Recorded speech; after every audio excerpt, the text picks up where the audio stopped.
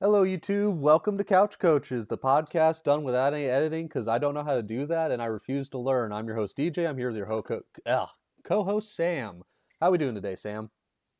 Pretty good, man. How you doing? Just irritated that I already messed up the intro, but we don't do editing. I already said that. Yeah, we don't edit, and then that. Yep. That was fun. I had a hard time not just busting out laughing like really loud, so that's a good You know, sign. I tend to make noises when I have brain farts like that, so it's in now. That's the take.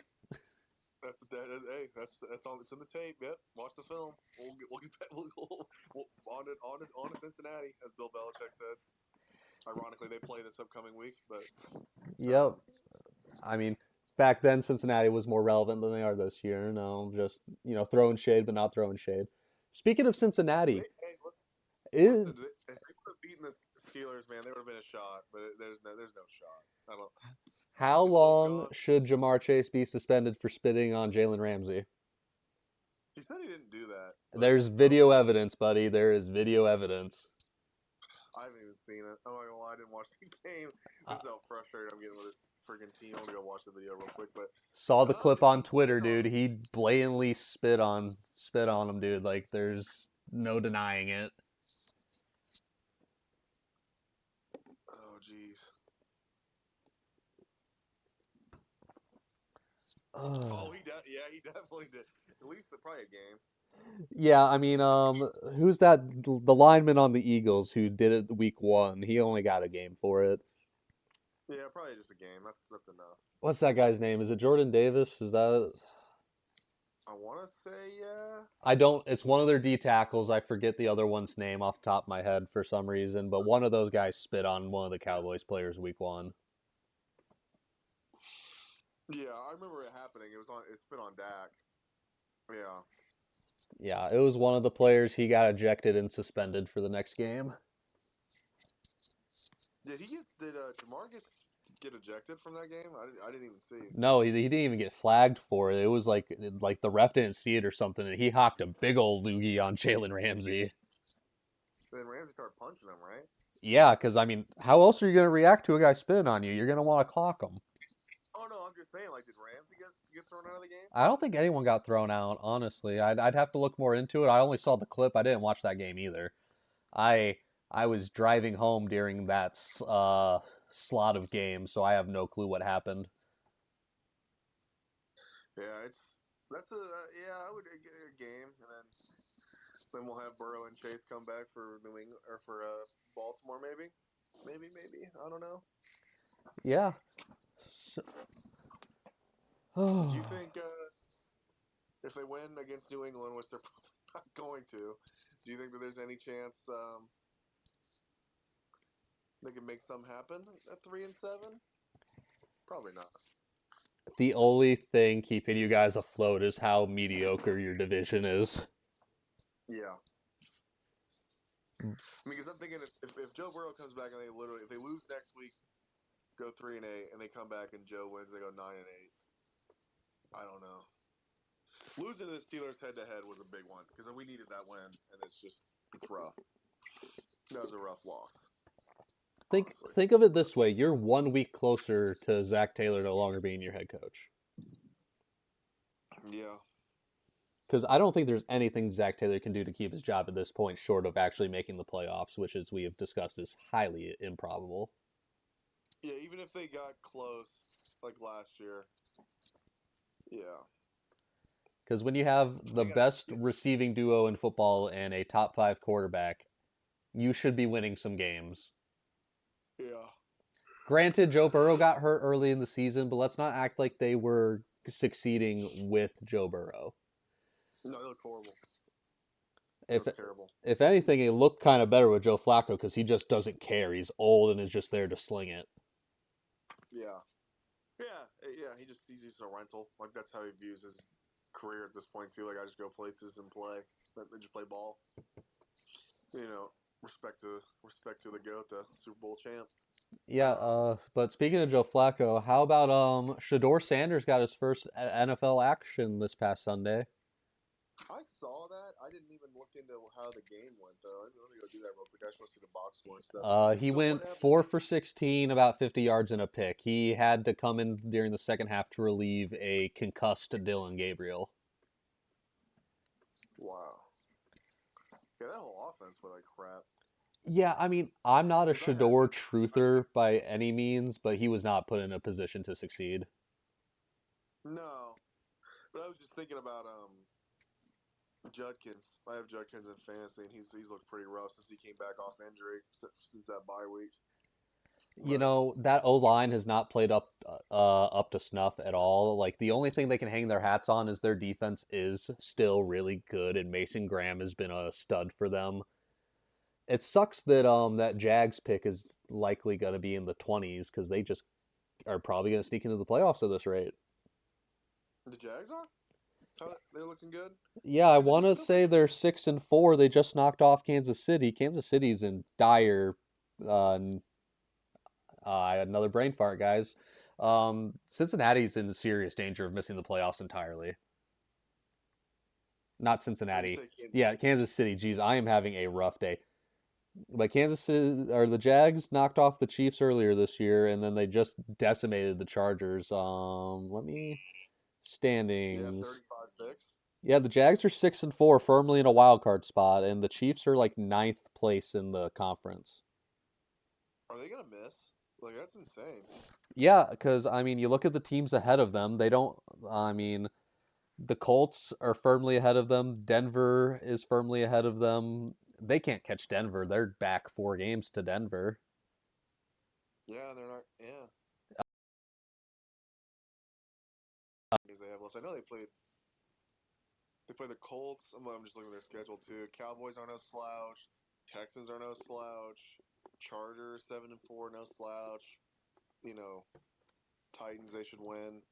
Broncos is always going to be tough. Raiders, I mean, Raiders. I mean, Kansas City, I got my games mixed up. Kansas City just lost to Denver on Sunday, so like, Yep. They play them again though.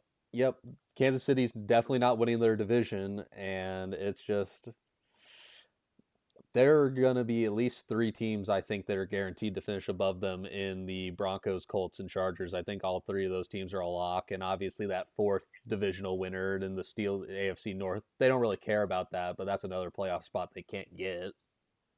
Yeah. Well, I want to say too, like you've seen the Chiefs play this year, right, against Detroit. Did you watch that whole game?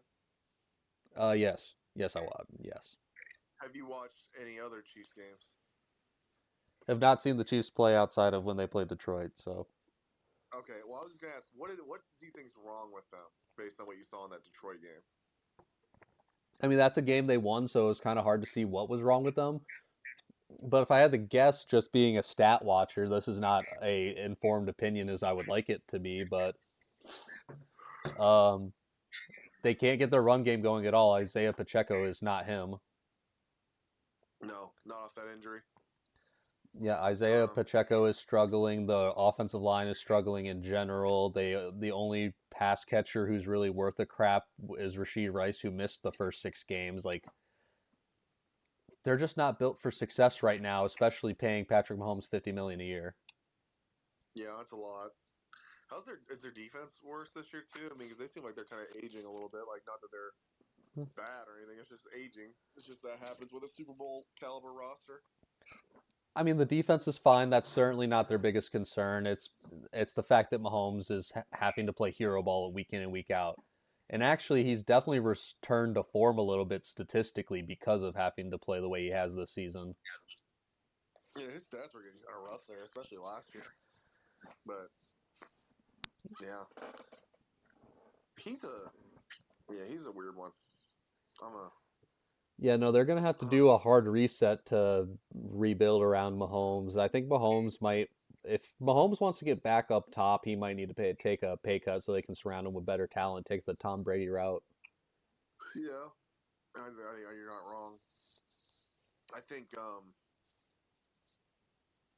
don't even know what approach they should take because I'm kind of like sitting here just thinking about when the Packers kind of got to this point with that original group they had after the Super Bowl where they had a lot of talent, but they eventually had to start piecing it out, and then they never got back. And I'm wondering if that's what's about to happen to him.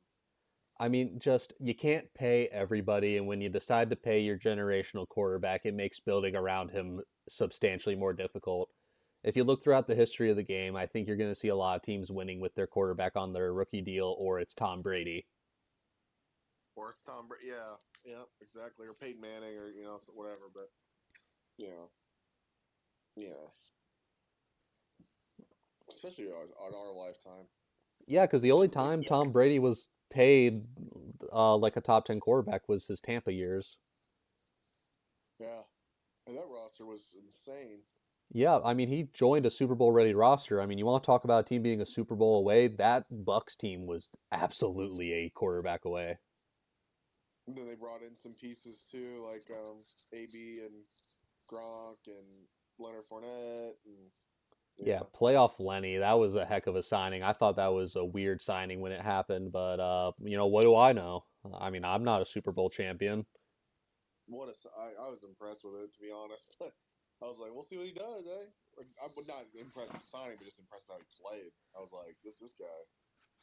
Yeah, I mean, the fact that Tom Brady turned Leonard Fournette into a receiving back is just crazy work to me because that dude was just, a ground and pound, 3 yards in a cloud of dust football. So good at it too. I love watching him at LSU. Oh, yeah, there was a point in time where he was a stud. Like, I mean, just, guys fizzle out so quickly in this league, especially at the running back position. It's tough. Yeah, especially if they really like to eat like a little extra food and not be in shape. That's always what people said about him. I don't know if it's really true. I I mean, don't know. I think the Eddie Lacy comparisons are crazy. that's a little far. I don't think he was that bad. No, Eddie, he never got as big as Seahawks Eddie Lacy. no, that's no. I thought I don't know. Eddie Lacy, man. My friend who's a Packers fan talks about him all the time, how much he misses him and how much he wishes he wouldn't have gone down that road. But I mean, can the Packers fans really complain about the running back room right now with Josh Jacobs?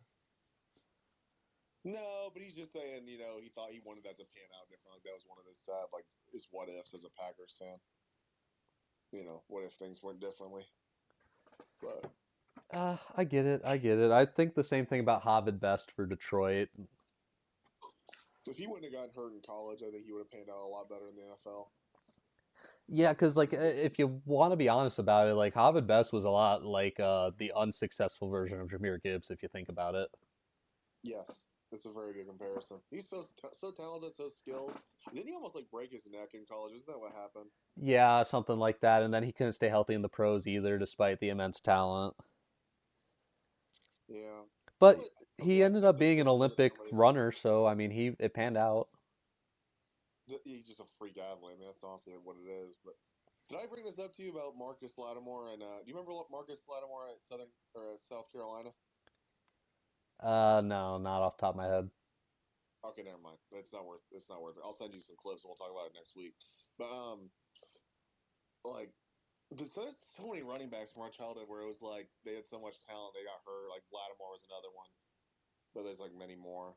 And like Bryce Love at Stanford, like he's one where I thought he was gonna be really good in the pros. We blew out his knee. Um, oh, man, Yeah. So, that's enough for the weekly recap. I feel like because I don't watch the games like I used to. I can't afford the Sunday ticket, guys. It's like $400, and I'm no longer a college student, so I can't even get those discounts. yeah, yep, it's a lot of money. But Absolutely, and I can't even watch primetime games anymore. My shift is so early. I can't stay up past like 9:30 anymore. yeah, and same here. And I don't even like. I can't. Like I don't even. Like, I'll try, and I can't even do it. Like, Nope. yeah, If it's a weekend, my body is comfortable staying up late again, but the second it's a weekday, I'm like, oh, it's time to go to bed. yeah. And Sunday's a weeknight essentially. Like like because you Yep, got to be up the next morning. absolutely. Friday and But Saturday are the nights I can actually stay up late. I got to start like watching again. I mean, because I've just been kind of in stat grazing, and we're doing this pod, and I feel like I need to be more informed, at least about the game of the week that I have on whatever channel. But Yeah, I wish I was more informed for this, but it is what it is. We're still better. We're still bigger ball knowers than half the guys on the internet. yeah, at least half. And we're So always having fun learning about stuff. No, But absolutely. yeah, We teach each other stuff all the time. We know a lot of useless crap about the sport. yep, yeah, we do, we do. I love it. Oh, it's great. I love 2010 made having, that. I love knowing that the Lions trailed the Packers for a total of 0 seconds in 2020 or 2019 and still lost both games. Yep, I remember hearing that actually. That's a terrible stat. Like for obviously for you guys, like that's a horrible stat to like see and think about. No, Ugh. absolutely. It's horrible, but yeah, anyways, main topic of the day, talking about, do you want to introduce the topic? It's your thing. So I was thinking about like coaches that have been successful in college and in the NFL, and then coaches who haven't quite worked out, and the differences in them and the way they approached it, and situations they were put into at both levels. And like obviously the successful examples would be Jim Harbaugh, Barry Switzer, sort of to a lesser extent because he kind of inherited his team, but Barry Switzer, Pete Carroll, Jim Harbaugh, and then juxtaposing that against Nick Saban, who he didn't not pan out, but he wasn't great. Urban Meyer, um, who used to coach at Florida, the other guy, not Urban, but he coached at South Carolina and Florida. I'm trying to remember his name. It's not important, but there's like been a lot of coaches that haven't really succeeded at the next level. Matt Rule to a lesser extent, The guy who Cliff Kingsbury, Cliff Kingsbury, yeah, who is, definitely. you He know, went still really finding successful in college. NFL jobs. You know, he's the OC for Washington, but he didn't pan out as the main guy over in Arizona. Yeah. Let's So it's talk like why he about. did. Sorry, I want to talk about Cliff Kingsbury for a second because he literally got an NFL head coaching job because he coached Mahomes in college. And Baker Mayfield. Yeah, it was so weird. All of it was so weird. He got fired, and then he was the OC at USC for like 5 seconds. Then he got an NFL head coaching job. It was so weird. It baffles me because Arizona hired a guy to bring the air raid to the NFL as if that was ever going to succeed at the pro level. Well, it's the same thing with like the up tempo spread. The way Chip Kelly was running it with the Eagles, it was just like those two hirings are. I mean, I know Chip Kelly was much more successful in college than Cliff was, but it was very that was a very similar hire. It's like it's a novel idea, but I don't think it's going to work. That type Well, of because deal. I That's mean, that's the thing. I mean, to me, that's the biggest difference between college and the pros is that you can beat teams purely on athleticism at the college level, even if you're both blue blood programs. But once you get to the NFL, everyone's an elite athlete. yeah, exactly.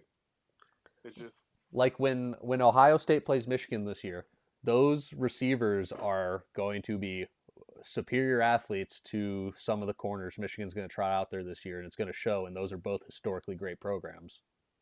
yeah, and I mean it just yeah, the Jimmy and John's conversation. Whose Jimmys are better than another person's Johns or whatever, but you know, and that'll win you games at the college level. That's not how it gets. That's not how it is in the NFL.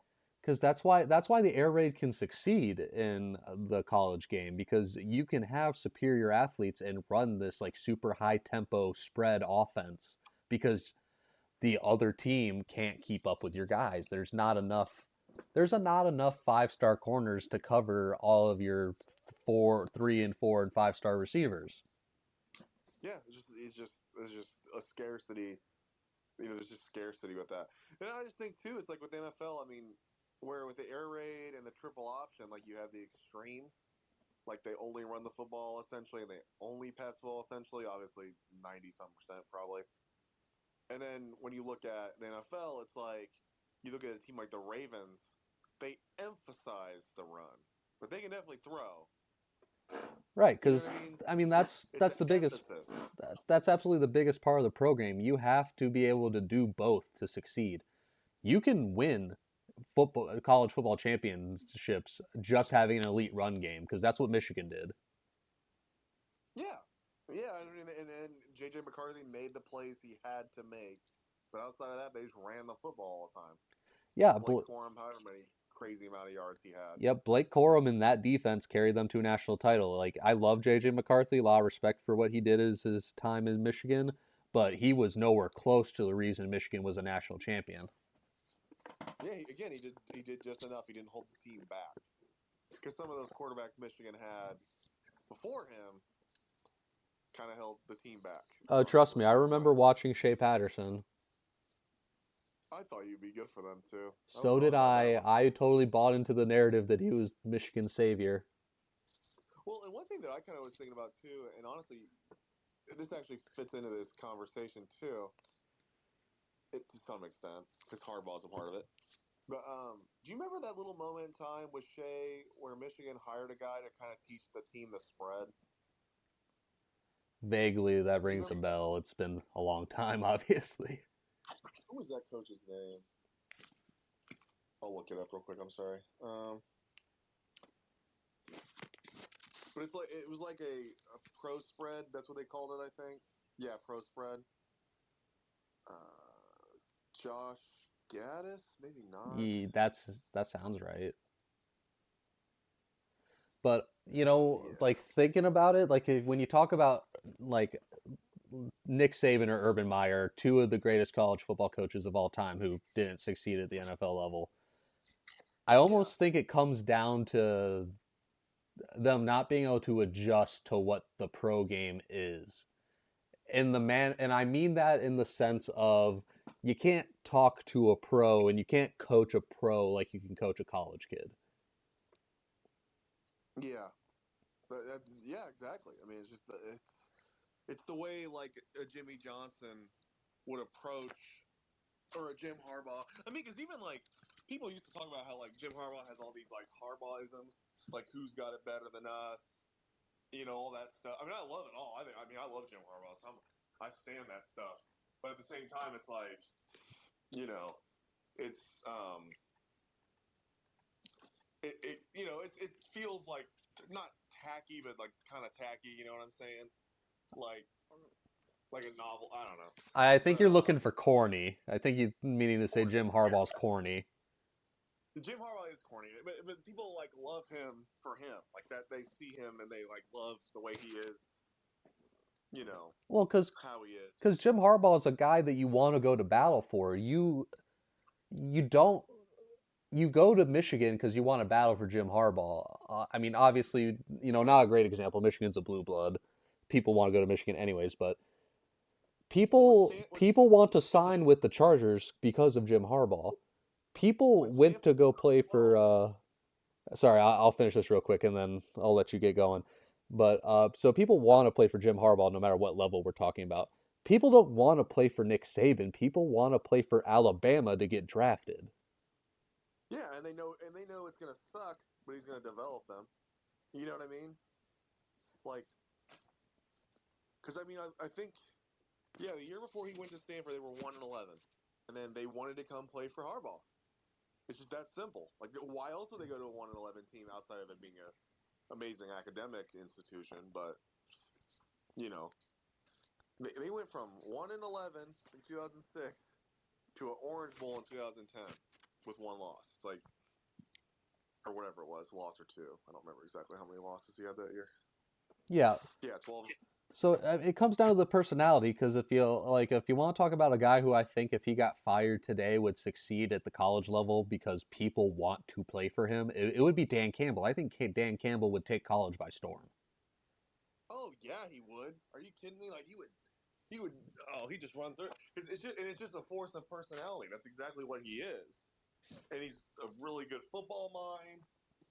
And just he's a full package as a head coach. Like he genuinely is that. Like guys like him and Mike Vrabel's another guy that comes to mind. Yeah, they're gonna stay in the pros because they're already established there, but they would take college by storm because they're the type of guys who they're former players. They relate to their guys. They know what their guys are going through, and they can accentuate that in the way they coach, the way they carry themselves, the way they present themselves.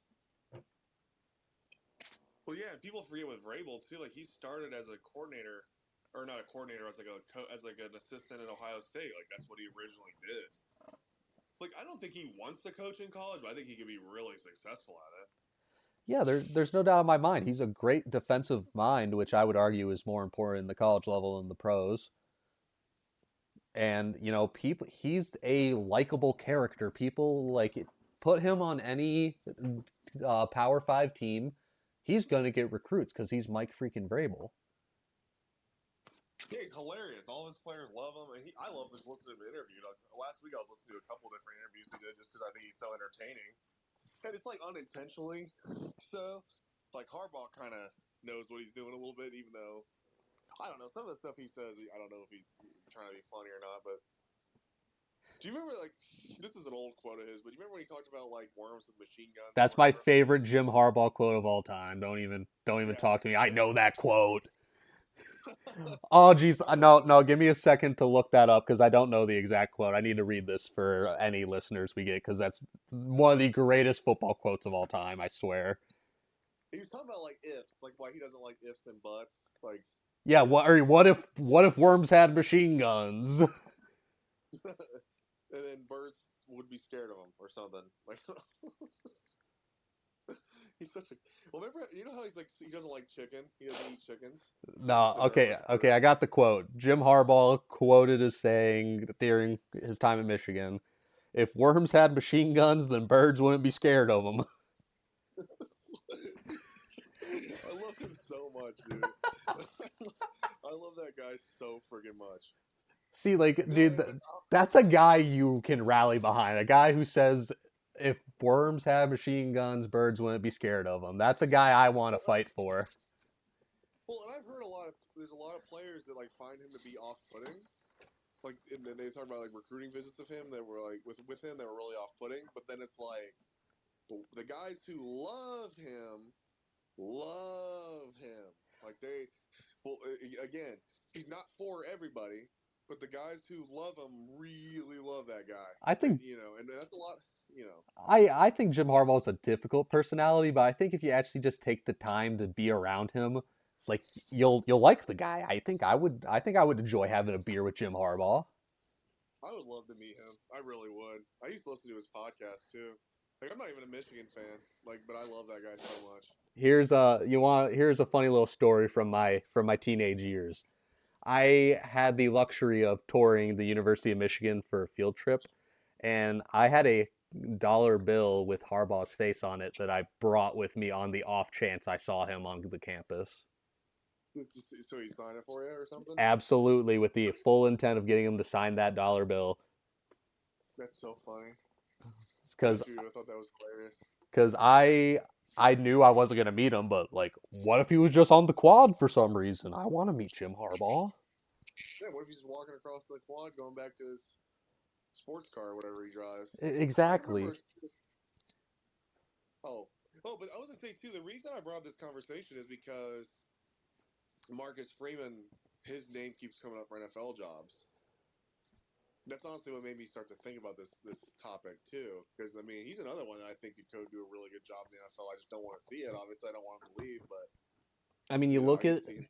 the way Notre Dame runs their team, like they run a pretty pro style scheme.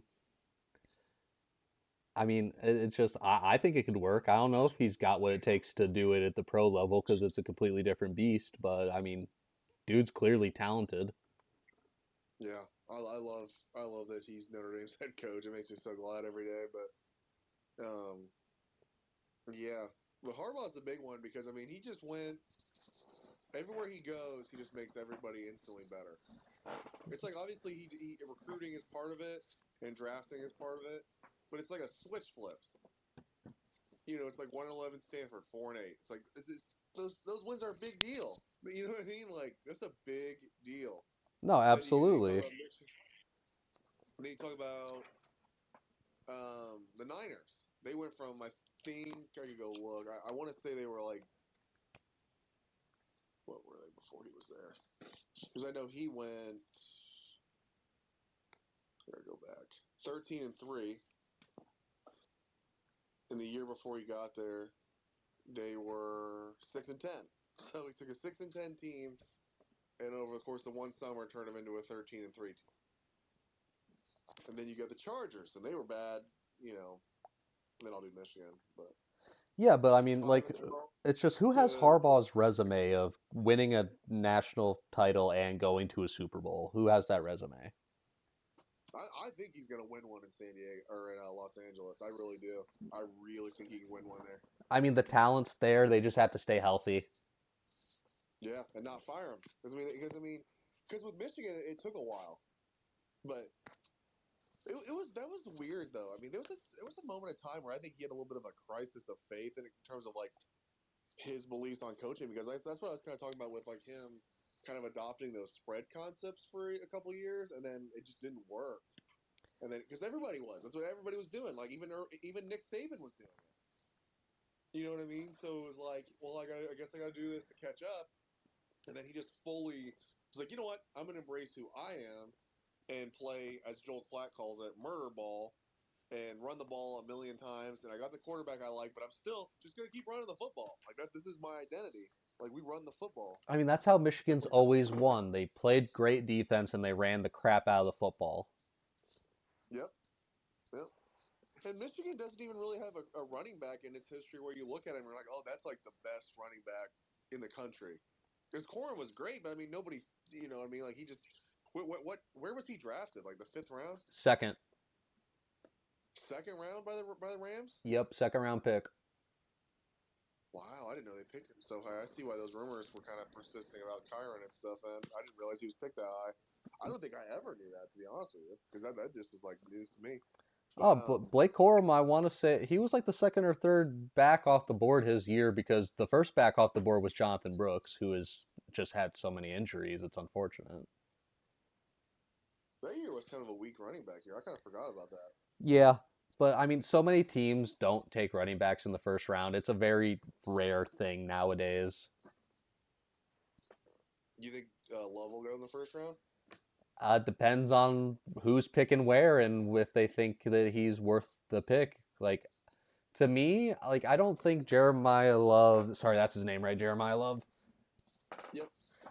Yeah, a guy like that who's uber talented, clearly playing like the best back in the nation this year, probably deserves a first round grade. But is he a top 10 type of guy? Is he the same caliber of prospect as a Saquon Barkley or a Bijan Robinson? I don't know. I think he's closer to like the Gibbs territory, like Gibbs CMC So we're territory. That's So we're talking about a guy who could go in the teens. So we're talking about a team that's either a playoff team or a fringe playoff team that maybe you're a dynamic running back away from being a true contender. And then, yeah, you can swing for the fence on a Jeremiah Love. But I don't foresee a team that's like bad example, but they're the first team that came to my mind, obviously. Like the Raiders, for example. Actually, perfect example, really. You look at what they did. They spent the sixth overall pick on Ashton Genty. They had so many more problems than the running back position. yeah. And then you look at the Chargers took a running back, and I know it hasn't worked out so far because of injuries, but like they were a prime team to take a running back. That's going to put them over the edge. Like, in my opinion. Yeah, I mean that was a team that could afford to spend a first round pick on a running back. They were coming off a playoff berth. Marion Hampton is a better talent than J.K. Dobbins, so like it's like on paper that's an upgrade. Obviously, the injuries have kind of cut short what we got to see out of Hampton, but Hampton was absolutely finding his stride before the injury. Yeah, I'm still sad from a fantasy perspective because I do have him in one league and he's in my IR slot, just sitting there rotting away. It makes me so sad. But um, So yeah, you look at it from that perspective.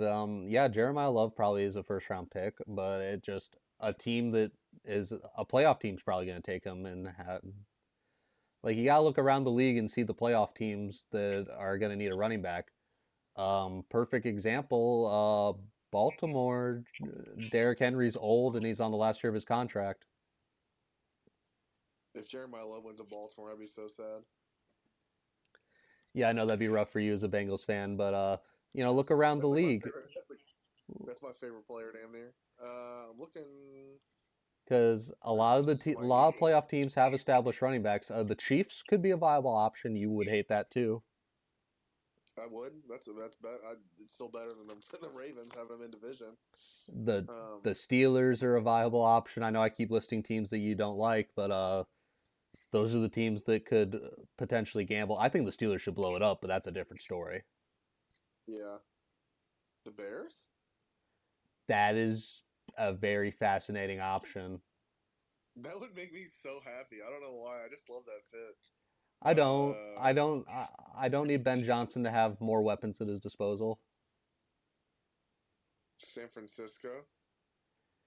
I doubt Really? it. I doubt it. They're gonna roll with CMC till the wheels fall off, man. They should. Seattle? Los Eh, Angeles? The Rams? Ooh, the Rams. I don't know, man. They have with Kyron and Corum has been efficient with his limited touches too. So like, if they were going to move on from Kyron, I think it would be to promote Blake Corum. No, that's fair. That's a splash thing that they usually wouldn't do. They do splash stuff with trades and free agency. They don't really do splash stuff in the draft like that. They take efficient picks. I feel like when they have them, which isn't usually. But But just trying to look around the Tampa. league, Tampa would be interesting. But I mean, Bucky Irving has played really well when healthy. That's the thing though. When healthy, I'm Cause just looking at. I just feel like Jacksonville wouldn't pick another skill position player. no, because Tutton or Tootin, however you say that guy's name, I mean, he looks like he might.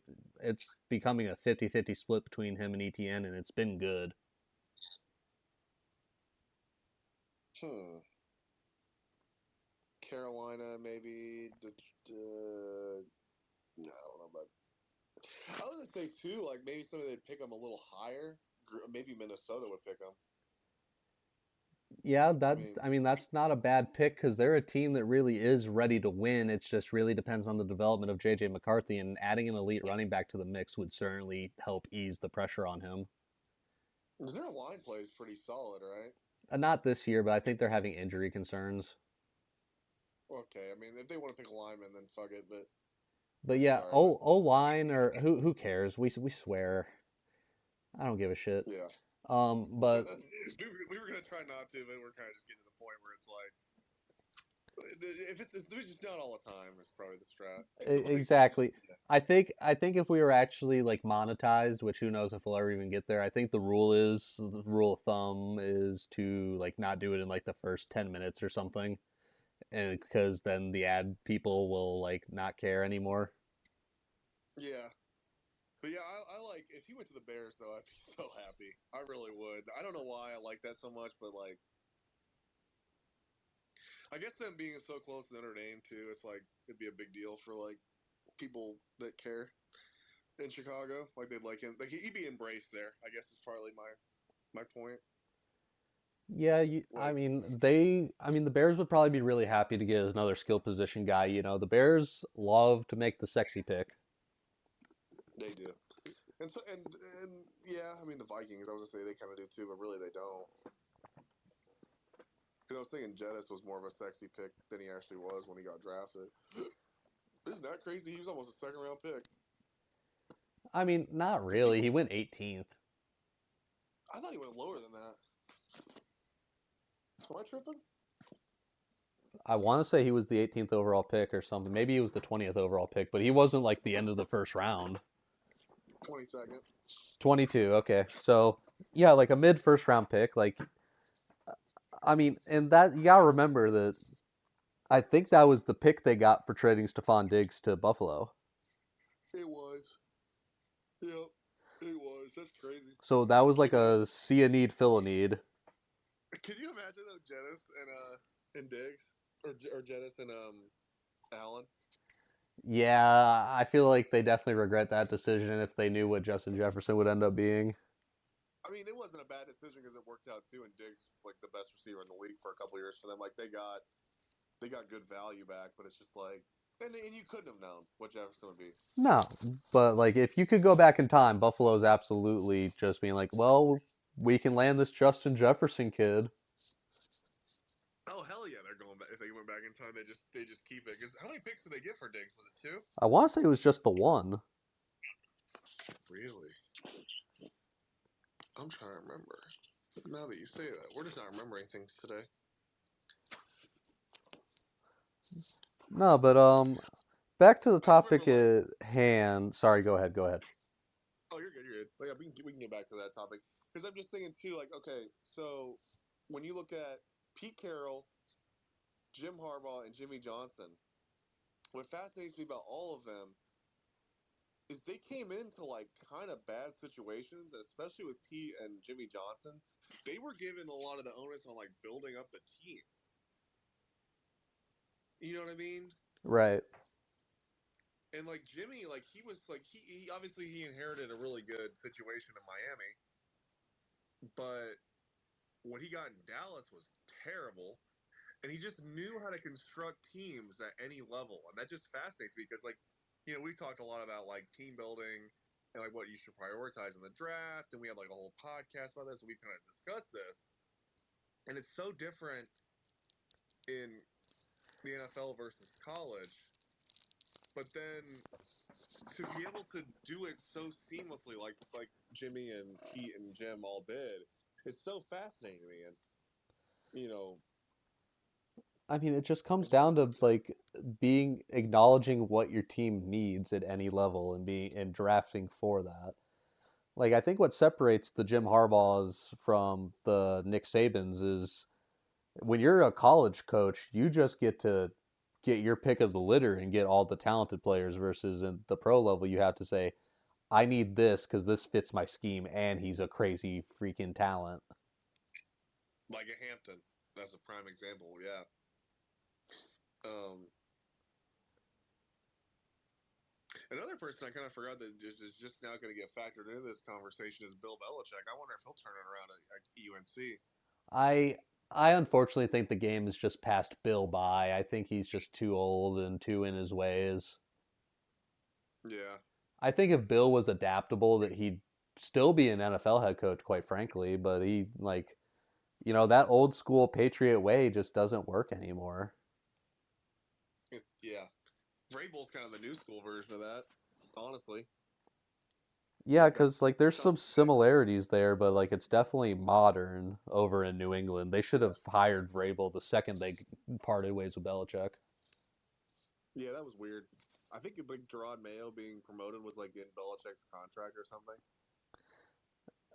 Maybe, and I don't like I never hated the Gerard Mayo hire, but like it was just Mayo never proved anything to earn that spot. No. And Vrabel obviously has. I mean, Vrabel's beating the Patriots in a playoff game.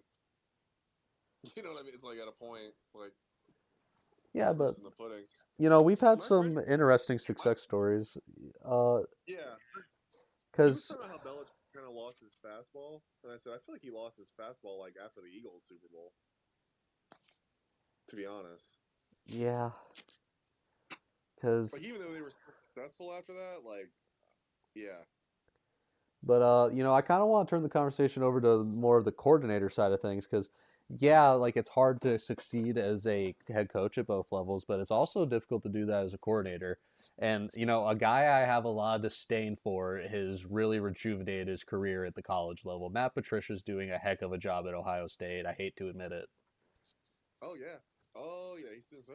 Well, then you look at like oh man, I had an example like Joe Brady too, like kind of doing his OC stuff at LSU, then being a quarterback coach, offensive coordinator in the NFL, and like being successful at both levels too. That coordinator conversation is interesting. I didn't even consider that. Um, Because guys like Chip but Kelly, Patricia, you brought up Joe Brady, like, uh, Sark, Sark was who's in who's for a while. the OC for the Chargers? Because that was I want to say that was Harbaugh's guy at Michigan. I thought he was the guy who coached with them. He coached with Harbaugh in San Francisco, and then he coached with um what's that dude's name? Let me look it up. I'm sorry.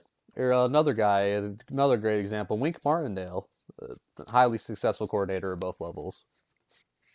Who's that? I don't think I've heard of them. Wink Martindale, the DC for Michigan. Is he currently their DC? I'm pretty sure Wink Martindale's still the DC at Michigan. I could be mistaken, but I want to say yes. I'll look in just a sec. Sorry. Um, I think that coach that you're thinking. I think the Chargers OC is Greg Roman. I think that's his name. Greg Roman. Yeah. I do not think he was ever in Michigan. I think he was in Baltimore the whole time Harbaugh was gone. Yeah. Don Wink Martindale is an American football coach and the defense coordinator for the University of Michigan. Oh yeah. So yeah, he coached those disgusting Ravens defenses back in the 2010s and has coached some pretty nasty defenses at Michigan. Yeah. Oh, he's a Notre Dame assistant under Holtz. Wow. But yeah, when I googled Wink Martindale, he's actually not the most famous Wink Martindale, some comedian from way before our You said time. that name and it sounded familiar to me. I was like, who is that? Yeah, that was the only Wink Martindale I ever knew. I didn't know there was a comedian by that name. Maybe I just don't know ball. Comedy ball. Yeah. But yeah, I mean, yeah. I'm just thinking of some other people on the coordinator side. Cliff at this point. I mean, I'd say Cliff has definitely succeeded at both levels. He's coached good offenses at the college and pros. I mean, look at what he did with the Commanders last season with a rookie quarterback. I Yeah. mean, they looked great. Well, and he was Johnny Manziel's offensive coordinator when he won the Heisman, and I think he was I'm trying to remember the record that they set. It was a Houston offense he coached that said I think their record for most passing yards in a season or something. I mean, I think it's been broken since. I think Burrow honestly might have broke it. But No, no, that kid from Western Kentucky, Bailey Zappi, has that record. well, I mean, I think Burrow might have broke it, and then that guy broke it from Burrow. You're right. In August, recogni- as a quality control coach, Kingsbury received recognition for the performance of Houston offense in 2009 with Case Keenum. Keenum finished record with multiple Division One passing records. Yeah, so he coached really good offenses in Houston. Then he obviously had Manziel and was good, and then even at A&M he had good offenses, even though the teams weren't super functional. And then I think as a coordinator, I mean his career has been basically stellar in my opinion. Kingsbury's. Yeah, Yeah, Kingsbury is probably a guy who's just a coordinator, but he's a good one. yeah. I would love to see him go back to college now, but I don't know. I don't know. Once you go to the pros, you don't typically want to make the jump back down. Yeah, Harbaugh was like a rare example of that, and that was for his alma mater. Like honestly. Yep, it was a once in a lifetime opportunity getting parting ways with the Niners and then just automatically getting a shot to coach your alma mater and be very successful with them. Yeah, and he knew he could do it too. I mean, I don't know. I loved him so much in Michigan the whole time. But I'm trying to think of some other good coordinators that have done it. Like I said, Sark coached in Atlanta. I don't think they really liked him there for whatever reason. But Yeah. I thought those offenses were pretty solid. It was just after the Super Bowl and stuff, so it was like, and coming off, I mean, because going from Shanahan to Sark is kind of tough too. Honestly, as great as I think Sark is. Uh, Yeah, it's tough. Being an NFL coach is a very tough job. yeah, they all mostly get fired. I was trying to think, was Kiffin an NFL coordinator? That sounds plausible. I don't know for a fact. Jacksonville Jaguars quality control coach. Huh? So that's what's crazy about him. He was the offensive coordinator at USC, and then they hired him to be the head coach of the Oakland Raiders. It was so bizarre when that happened. Yeah, I can't fathom half the moves the Raiders make, quite frankly. Yeah, that might be the weirdest one though. Like I know Like, I understand why they got rid of John Gruden, but like take away the controversy, he was the best coach they've had probably our lifetime. still, yeah, Both stints. yeah, yeah, definitely. Nobody.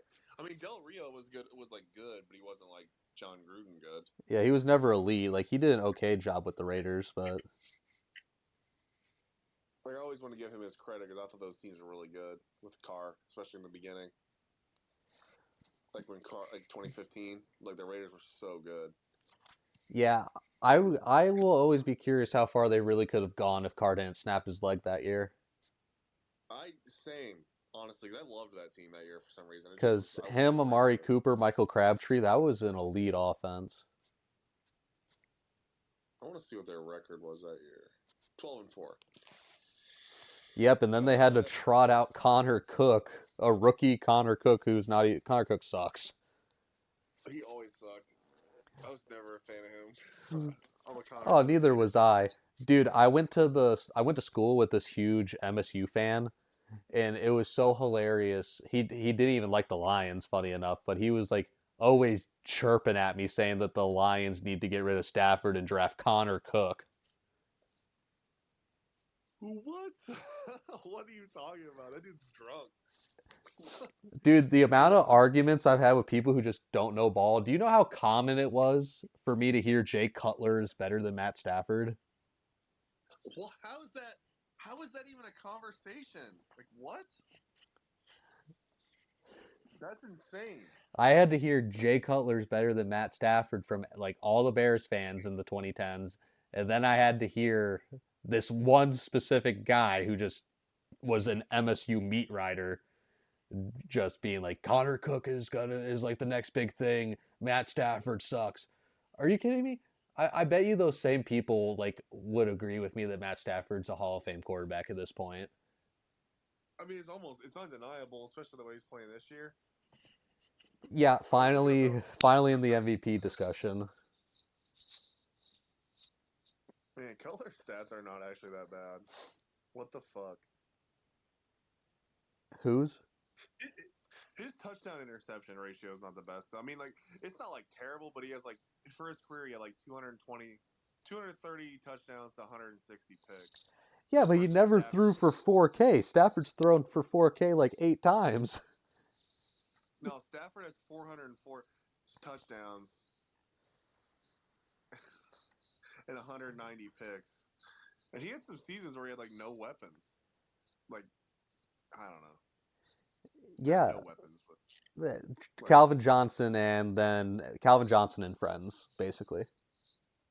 well, there's some. I'm talking about there's some seasons where he had no offensive line. Oh fuck it, Golden Tate's down there somewhere, type shit. Like you know what I mean? Like I mean, he was never void of all like skill position guys outside of running, but he always had receivers to throw to because you got to remember he always had Calvin Johnson. Then he had Titus Young for a little bit as wide receiver two. He had Nate Burleson as his wide receiver two, Golden Tate as his wide receiver two. He had Marvin Jones as his wide receiver one. they were, God man, he really kept them afloat. Those teams like felt so bad, and they were going like 9-7. Yeah, Matthew Stafford was the only reason we weren't a bottom feeder year in and year out because our GM. Oh, don't make me go back to the Bob Quinn era. Hawkwind sucks. That dude just he's not even a bad talent evaluator. It's that he would sit on his hands. He was terrified to swing for the fences. He always took the high floor guy. Is I'm like looking at his numbers. Is this Matthew Stafford's best season? Statistically, yeah, so far. Wow. I'm just looking at the numbers. What in the hell? Like since MVP is the quarterback award, he has to be the favorite. Through 10 games, he has 27 touchdowns and 2 picks. Wow. Yeah, putting up Nick Foles numbers. You remember when he went for like that exact same stat line? I think that was his stat line at the end of this season. Like, at least touchdown interception wise. Oh, that's how he finished the year. Matthew Stafford's probably going to have like 40 touchdowns to 5 picks or something. Yeah, he didn't even have 3,000 yards. What the, like, the dude, his stat. So, Nick, well, actually, Nick, you know what's funny? Let's look at this real quick. Nick Foles only started 10 games that year. So Yeah. it's actually basically exactly the same. Yep. Putting up That's putting up big dick Nick numbers, man. I thought he started that whole season actually. Nah, he Nah. was so good. him under Chip Kelly was like randomly actually really good. Like everybody's like, oh, they're gonna get some fast, athletic, Tavares Jackson type of quarterback because it's that offense, and then he's like, Nick Foles, 60 speed rating in Madden, please.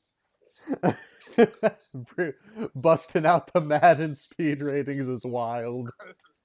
No, I remember I was just trying to run that offense without Vic in it, and I was just like so mad every time. I was just like, why is this guy so slow? I mean, this is just me as a kid, and I was just learning football at that time too, and Mike Foles did that. You know who? Like, It's hilarious. Unironically, one of my favorite Madden quarterbacks ever to play with was Blake Bortles. really? Yeah, the year, like his first 2 years in the league, when you could still develop him in Madden, he was nasty. No, you know what's funny? I saw this video of him the other day, and it was so hilarious. Someone, I think it was like Big Cat, like it was oh, what is that? Pardon My Take, I think it's the podcast. Yeah. Um, and they tell him how much money he made, and he's like, "Take that, nerds!" And I just lost it. I was just dying. I just lost it. It was so funny. And then it was just this highlight tape. It was like one of those like TikTok highlight tapes where like it'll just show a funny clip of somebody, and then it's like, take that, nerds, and it's just him just throwing touchdowns for the Jags. Oh, dude. I remember talking to my buddy who's a Jags fan, like after Bortles' second year, and like, not gonna lie, I totally based my like knowledge of Blake Bortles off his fantasy numbers because his sophomore season he was a fantasy legend. I'm gonna do some kind of curse right now. And he was telling me, "Oh, dude, no, Blake Bortles sucks. The Jags need to move on." I'm like, oh, "Dude, he just had a good season 2 years ago. Like it was going into year four after he had a bad third year." I'm like, "He had a great season 2 years ago, man. Like you gotta give him another shot." And I His think, stats, like I'm looking at his numbers. His stats through 78 games versus Lawrence's stats through 70. Like it's not as like cut and dry as it should be. I don't know, Lawrence No, absolutely passes the eye test more. I know Lawrence has not been anywhere near the product he's supposed to have been, but I would still rather have no. Trevor Lawrence. Oh, of course, but it just is intriguing. I'm just looking at this like Bortles. I love Bortles though. I really do. I don't know. I love him. I'm not a Blake Bortles hater, but that's for sure. I couldn't believe it when he got drafted ahead of Johnny Manziel though. Oh, he did have 35 touchdowns. Wow, that's a good His season. sophomore campaign was good, dude. Well, the only thing about it that was bad is he had 18 picks and he really didn't complete. He had 58% completion, 18 picks. Yeah, but But you he's just live throwing with up like, that. You live with that from like a 23-year-old. yeah, it's essentially empty numbers. I mean, yeah, he had 37 total touchdowns because he also ran into. Yeah, I Blake love that Bortles, dude. man. I But love me some mediocre quarterbacks, dude. I am a Jake Locker fanboy. oh, I thought Jake Locker was him. He completed 60% of his passes twice in his whole career, and it was like right above 60. It was like 60.2. That's crazy. Yeah, 1 year was 60.3, 1 year was 60.2. Like actually, that's like literally what it was. You know what's He did. sorry, I'm just reminiscing right now. Do you remember when Sean McVay hated Jared Goff so much he benched him for freaking John Wolford? No, I thought Jared Goff was hurt when that happened. He was hurt. You can't see my air quotes. Yeah, I don't know what that was about. Sean McVay just hates Jared Goff. I fully believe that. Stafford's his guy for as long as until the wheels fall off. Dude, he wanted to trade Stafford though. They had like to come to an agreement to say like, actually, it's best for both of us if I stay here. He wanted to trade him, or That's the rumor mill that McVay wanted to get rid of Stafford. that's crazy. But it's only just the rumor mill. It's kind of like back in the day when the rumor mill was saying Belichick wanted to get rid of Brady to start Garoppolo. I don't know if that might be true. I mean, Bill Belichick made a career out of getting rid of guys at the perfect time. Yeah, and Garoppolo had some good seasons. I mean, when he's on the bench for the Patriots and Bill Belichick is watching him practice every day and not seeing him in the games to not know he's going to get hurt all the time, he does look good. Like Garoppolo's a good quarterback. He just can't stay healthy. Well, was a good quarterback. He's not anymore. No anymore. No. The injuries have ruined him essentially. Yeah. I mean I that. don't even think he has legs. Like he just is like floating in the pocket on his legs. They don't even exist. I'm pretty sure he's Matt Stafford's backup right now. You might be right because he basically knows that offense. The offense is fairly similar to the Niners. Yeah. I mean, just wow. That should be an episode just reminiscing about old quarterbacks who weren't very good. Oh yeah. Do you think Garoppolo fits that picture? Or do you think he's a good quarterback? I mean, he had good seasons. I'm thinking of guys like Cody Kessler, Cody Kessler at USC was something else, man. Trevor Siemian. They really thought he'd be the next Peyton Manning, just because he had a big forehead. I remember when they took Paxton Lynch in the first round and then still started a second year Trevor Siemian over him. Yeah, that was bizarre. That was such a bizarre thing to do. Yeah, that whole thing. Dude, I really thought they were gonna pick Riley Neal. That the Broncos were gonna pick Riley Neal from Ball State and Vanderbilt who went to high school. Yeah, they should have. He was 6'6" and long and had a decent arm and was mediocre at college football, like all the other quarterbacks they picked. But oh yeah, well we've hit our hour mark. Yeah, let's save the reminiscing about all the mediocre quarterbacks for next week. I think that's a fun topic. That should be the topic next week. Reminiscing on old mediocre quarterbacks. Like prime Tyrod Taylor, man. That we'll save that for next week. But like, there's a lot of mediocre quarterbacks that I love me some mid quarterbacks. And I'm gonna think on this till next week, and it'll be the last thing I say. I think a mediocre quarterback might be starting for the Bengals right now, like somebody who fits that bill. You mean Joe Elite Flacco? We'll talk about it next week. We can talk about it next week. That's fine. All right, guys. If you made it this far, I hope you enjoy the rest of your day. If you enjoy what we talked about today, please like, comment, and subscribe and join us back for next week. We'll be back. So, all right. Everyone just have a good rest of your day. Adios.